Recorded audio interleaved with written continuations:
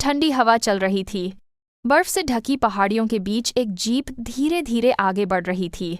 हवा में बस इंजन की आवाज़ गूंज रही थी और कभी कभी बर्फ के छोटे छोटे टुकड़े शीशे से टकरा जाते थे। कबीर कैमरा लेकर शूट कर रहा था। उसने कहा, लोग कहते हैं एक आदमी यहीं इन पहाड़ों में गुम हो गया था और फिर कभी वापस नहीं आया। कहते हैं वो आदमी नहीं येटी बन गया। रिया हंस पड़ी। कबीर, मुझे तो ये सब बकवास लगता है। यतिवती कुछ नहीं होता। पीछे बैठा ताशी, जो उनका लोकल गाइड था, चुप था। उसने धीमी आवाज़ में कहा, मैम, यति असली है, लेकिन वो सिर्फ उन्हें दिखता है जिनका दिल साफ नहीं होता। रिया ने हंसकर बात टाल दी, लेकिन उसके चेहरे पर हल्की बेचैनी थी।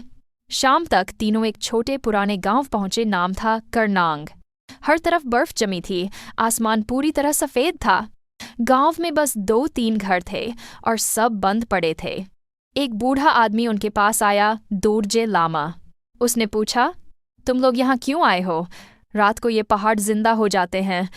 कबीर ने मुस्कुराकर कहा, हम डॉक्यूमेंट्री शूट करने आए हैं। यति पर दोरजे ने कैमरे की ओर देखा, फिर थोड़ा गंभीर होकर बोला, कैमरा मत चलाना बेटा। जहाँ कैमरा चलता है वहाँ वो जाग जाता है। रिया का चेहरा सफ़ेद पड़ गया, लेकिन कबीर अब भी निश्चिंत था। आराम करो बाबा, हम बस शूट करेंगे, कोई खतरा नहीं है। रात को तीनों लकड़ी की बनी एक झोपड़ी में रुक गए। बाहर बर्फ गिर रही थी, अंदर आग जल रही थी। रात के करीब 12 बजे रिया को बाहर से किसी के चलने की आवाज़ सुनाई दी। वो घबरा गई और ताशी को उठाया। ताशी, बाहर कोई है क्या? ताशी ने आंखें मलते हुए कहा, नहीं मैम, यहाँ तो सिर्फ हवा है। लेकिन अगले ही पल खिड़की के बाहर एक बड़ी छाया गुजरी। कबीर ने कैमरे का नाइट विजन ऑन किया। स्क्रीन पर एक लंबा बालों से ढका हाथ दिखा। ओह माय गॉड, शायद यही है वो, कबीर बोला। वो तुरंत दरवाजे की तरफ भागा और खोल दिया। बाहर सिर्फ बर्फ थी, कुछ अजीब से फुटप्रिंट्स और दूर से 2 लाल चमकती आंखें। रिया चिल्लाए, कबीर अंदर आओ, लेकिन कबीर आगे बढ़ता गया। अचानक कैमरा हिलने लगा और फिर एक जोरदार गरज। राह! स्क्रीन ब्लैक हो गई। सुबह जब रिया उठी तो कबीर गायब था। सिर्फ कैमरा बर्फ में गिरा हुआ था। उसने कैमरा ऑन किया। आखिरी फुटेज में लाल आंखें और एक डरावनी आवाज़ थी। मैं उसके अंदर था। रिया का हाथ कांप गया। ताशी बोला, श्राप शुरू हो गया है, कबीर अब कभी वापस नहीं आएगा। रिया रो पड़ी। नहीं, मैं उसे ढूंढूंगी। ताशी बोला, अगर तुम गई तो तुम भी उसी का हिस्सा बन जाओगी। लेकिन रिया बिना सोचे निकल पड़ी। वो बर्फ में बने फुटप्रिंट्स के पीछे पीछे चलती गई। वो निशान न इंसान के लग रहे थे, न जानवर के कुछ बीच का रूप। रास्ते में एक बूढ़ी औरत मिली। उसने रिया को रोक लिया। वापस जा बेटी, ये पहाड़ किसी को जिंदा नहीं छोड़ता। रिया ने पूछा, क्या आपने उस आदमी को देखा है जो कल गुम हुआ था? औरत ने उसकी आंखों में देखा, फिर बोली, उसका चेहरा इंसान का था, लेकिन आंखें यति की थीं। रिया का दिल थम गया। आगे एक गुफा दिख रही थी। अंदर से आवाज़ आई, रिया हेल्प मी। वो कबीर की आवाज़ थी। रिया ने टॉर्च उठाई और अंदर चली गई। दीवारों पर पुराने निशान बने थे, एक आदमी और एक जानवर का मेल। अचानक रोशनी चमकी। कबीर सामने था। उसका चेहरा सफ़ेद, आंखें लाल। तुम्हें नहीं आना चाहिए था।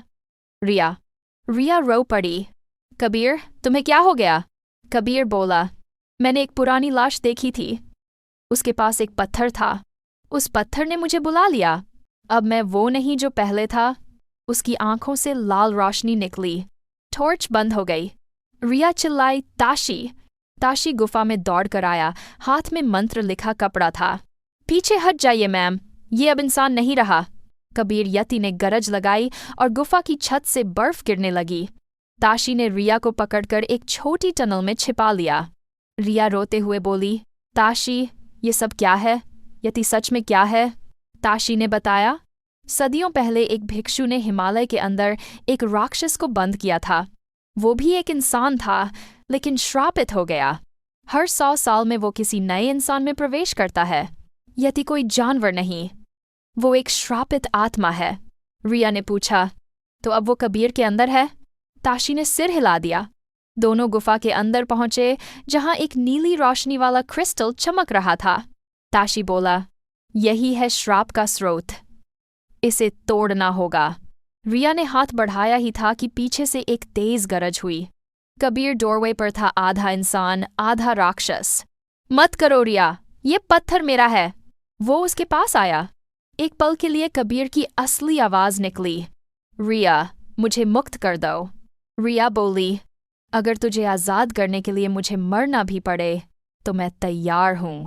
वो पत्थर तोड़ने लगी। कबीर ने उसका हाथ पकड़ लिया। ताशी ने मंत्र पढ़ना शुरू किया। गुफा हिलने लगी, नीली रोशनी फैली और एक जोरदार दहाड़ के साथ सब अंधेरा हो गया। सुबह पहाड़ पर शांति थी, बर्फ रुक चुकी थी। ताशी अकेला था, उसके पास टूटे हुए क्रिस्टल के टुकड़े पड़े थे। रिया और कबीर दोनों गायब थे। हवा के साथ एक आवाज गूंजी, ताशी, हम आज़ाद हो गए। ताशी ने आसमान की तरफ देखा। बर्फ में दो आंखें चमक रही थीं, एक रिया की, एक कबीर की। और दूर पहाड़ की छाया में एक बड़ा सफ़ेद चेहरा धीरे धीरे गायब हो गया। कुछ महीनों बाद रेस्क्यू टीम को कबीर का कैमरा मिला। आखिरी लाइन में लिखा था, यति को हम नहीं ढूंढ रहे थे, वो हमें ढूंढ रहा था। स्क्रीन ब्लैक हो गई और दूर से एक आवाज़ गूंजी, हिमालय की गूंजें कभी खत्म नहीं होतीं।